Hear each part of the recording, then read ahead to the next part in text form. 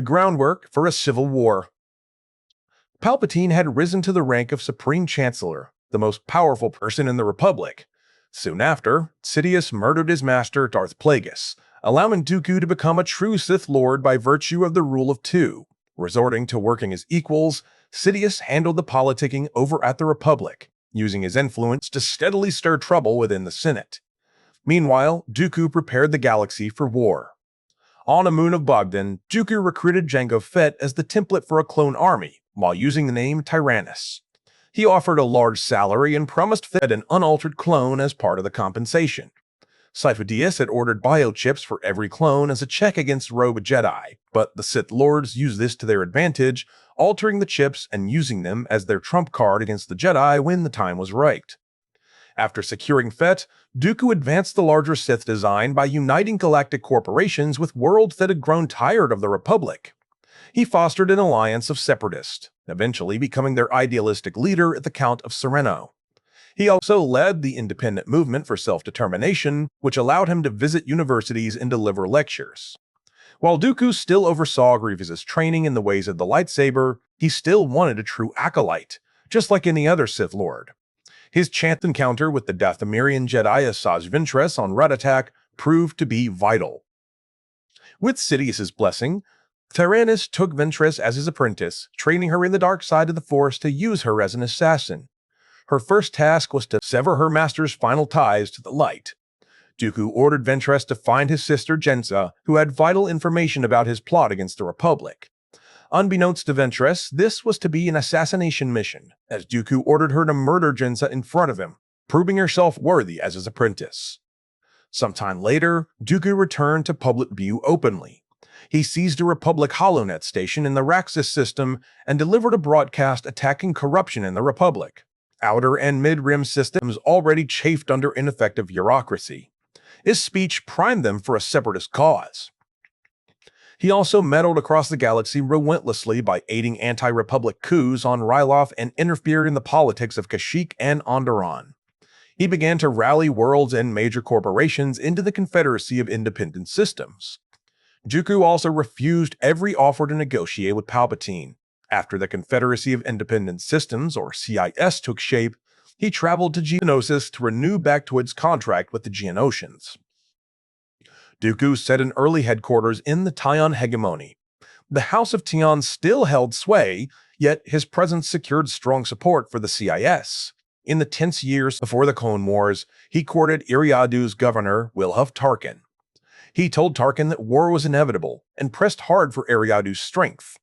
Palpatine had arranged these meetings to test Tarkin's loyalties, but Tarkin remained firm to the Republic, to the delight of the secretive Darth Sidious. More importantly, Dooku also promised Viceroy Nute Gunray that he would eliminate Senator Amidala, who was vital to foiling his plans of taking over Naboo several years prior. This promise to the Trade Federation was vital for the outbreak of a war between Dooku's faction and the Republic his master had been controlling in secret. Chapter 10. The Beginning of the Clone Wars. Dooku's schemes had become all too public for the Jedi to ignore. Jedi Knight Obi-Wan Kenobi and his Padawan Anakin Skywalker were tasked to guard the Senator, eventually foiling an attempt on Amidala's life.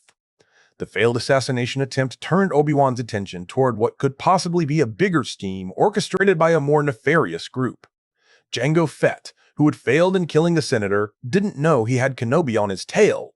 The Jedi traced the bounty hunter to Kamino and eventually Geonosis, where he saw Count Dooku meeting with Commerce Guild leaders as they pledged their assets and loyalty to the Separatists. Kenobi intercepted the meeting and sent a report, but Droidicus trapped him mid-transmission, taking him alive. Dooku visited the cell in feigned surprise, denying any ties he had to Padme's assassination attempt.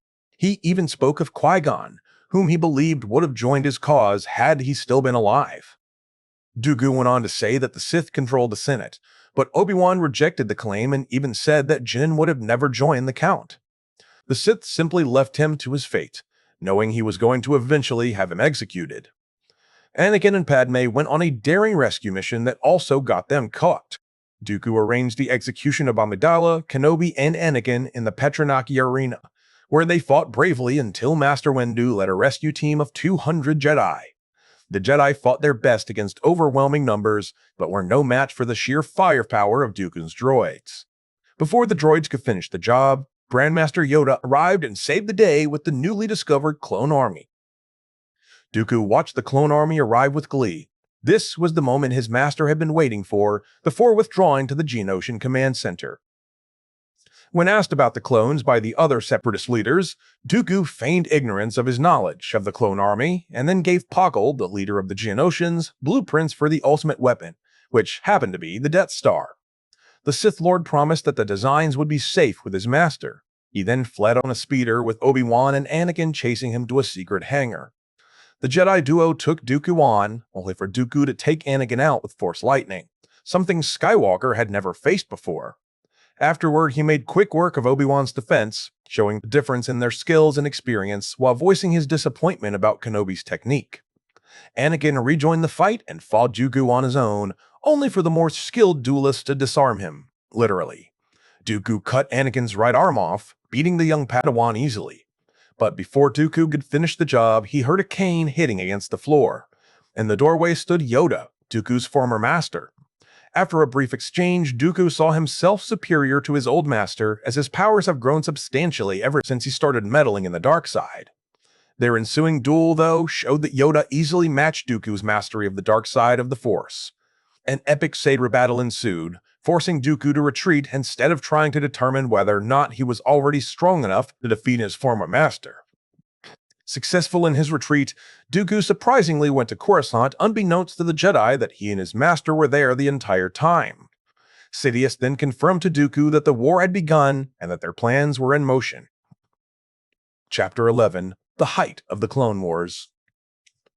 The Clone Wars had begun, and Count Dooku took an active role as the leader of the Separatists, seeking to destroy the Republic and start a new order in the galaxy.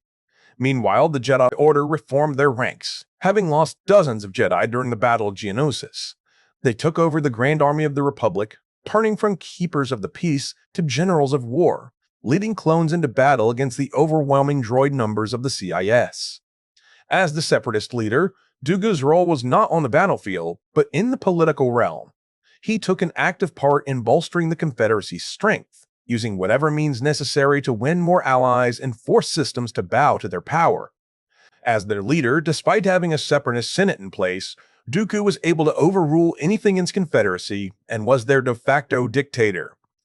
The Hutts, of course, were part of Dooku's long-term plans, believing that the Hutt clan had enough power and control over the Outer Rim to strengthen the Separatist ranks through their hyperspace lanes. He devised a plan to put Zero the Hutt in the leadership shoes of the Hutt clan. In doing so, he used Ventress as an extension of his will. The Dark Agent kidnapped Jabba the Hutt's son to use as a bargaining chip, while also putting the Jedi in a tough position.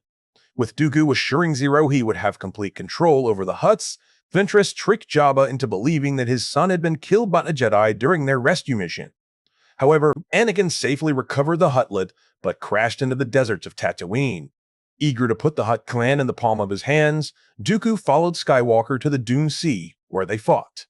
This time, Anakin more than held his ground, unlike the last time they dueled, but the battle was cut short after Anakin revealed that the Huttlet was with his apprentice, Ahsoka Tano. Anakin left the fight to help his Padawan against Dooku's Magna Guards. Eventually, Jabba learned of Zero's treachery, forcing Dooku to admit that his plan had failed. Jabba then granted access to his hyperspace lanes to the Republic, which, in truth, was part of the Sith's grander design of spreading the clone forces all over the galaxy. It was a victory disguised in defeat for Dooku and his master. Not too long after, Dooku learned that King Katunko of Toydaria intended to meet Yoda on Ragosa, and was considering the Republic. He sent Ventress to win over the king. She offered a test. If Yoda with 3 clone troopers defeated her droid battalion, Toydaria could join the Republic. If her droids captured Yoda, Toydaria would join the Separatists. Dooku approved and judged Yoda reckless for leaving Coruscant. Yoda prevailed, with Katunko witnessing Ventress's act with treachery. Toydaria declared for the Republic, but was nearly killed by Ventress before Yoda's intervention. The loss added more fuel to Dooku's fire of disappointment toward his apprentice. Dooku next joined General Grievous aboard the prototype heavy cruiser Malevolence in the Avogadro system. a Republic fleet arrived, allowing Dooku to test out the power of his secret ion cannon, disabling the cruisers for destruction. The mysterious ship and its powerful weapon forced Skywalker to spring into action, mounting a daring rescue mission against the Malevolence. Grievous's next target was a medical center operated by the Republic. But upon learning that Skywalker and his strike team were also on their way, Dooku warned his general not to underestimate Skywalker. He had already seen the extent to which Anakin would take his recklessness to achieve victory. Dooku knew Grievous was not prepared for what Skywalker had in store for him. To that end, Dooku arranged to capture Senator Amidala when she traveled to a nearby system to negotiate with the banking clan. Knowing Skywalker's weakness was his soft side for his secret wife, the Sith Lord wanted to use Padme as a bargaining chip. However, the plan failed, leading to the destruction of the Malevolence, unbeknownst to Dooku, who never received a status report from General Grievous. At that point, Dooku's disappointment in his apprentices was growing ever larger. As the conflict settled into a stalemate, Viceroy Newt Gunray was seized by the Republic. Sidious warned Dooku that the Viceroy could not be allowed to face Jedi interrogation because Neimoidians were known for their used lips. To that end, Dooku planned to send Ventress to free or silence him, even as Sidious questioned her competence after her earlier failures. Still, Dooku gave his assassin the mission and warned that she must prove herself. Ventress succeeded, aiding in Gunray's escape. Dooku then arranged the test for Grievous. He lured Jedi Master Kit Fisto, Fisto's former apprentice Nadar Veb, and their clone troopers to the fortress on Besek. He deactivated the Magna Guards and offered Fisto an alternative prize while Nadar pursued Gunray. Dooku told Grievous that the trial had been arranged, to which Grievous succeeded in killing the inexperienced Nadar but failed in defeating Kit Fisto, who had escaped the fortress. Dooku remarked that there was room for improvement, considering that Grievous merely killed an easier target. Soon afterward, Dooku captured Skywalker in a skirmish between their forces. Kenobi arrived in time to rescue his former apprentice, opening a confrontation with Dooku. However, the Count fled to his solar sailor as Republic forces closed in. Kenobi shot Dooku down, forcing him to crash land on Vancor, where he was captured by Hondo Ohnaka and his Weequay pirates after learning he was a Sith Lord. Anakin and Obi-Wan followed Dooku and tried to bargain with the Weequay for the Sith Lord. However, they were also captured by the pirates as Hondo wanted to maximize his profits. In what was an unsteady alliance, Dooku worked together with the Jedi to escape the pirates. As Dooku fled the planet, he harbored a grudge against Hondo for what was one of the most embarrassing moments in his life. Upon his return from his previous skirmishes, Dooku secretly supported Death Watch on Mandalore. He spoke with Pre Vizsla of Concordia about the Jedi's inquiry into the terrorist attacks on the planet. They knew that if the Republic sent an occupation force, the people would revolt and join Death Watch, allowing the traditional Mandalorians to take over the planet.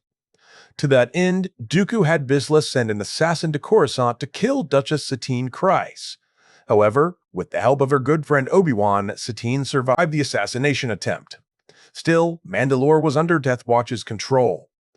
Dooku warned Vizsla that Death Watch would never hold the planet for long without its armies. The uneasy alliance led to a betrayal as Dooku fought Vizsla, leaving a lightsaber scar on the Mandalorian's face as a parting gift. Meanwhile, Vizsla swore vengeance on Dooku and the Sith.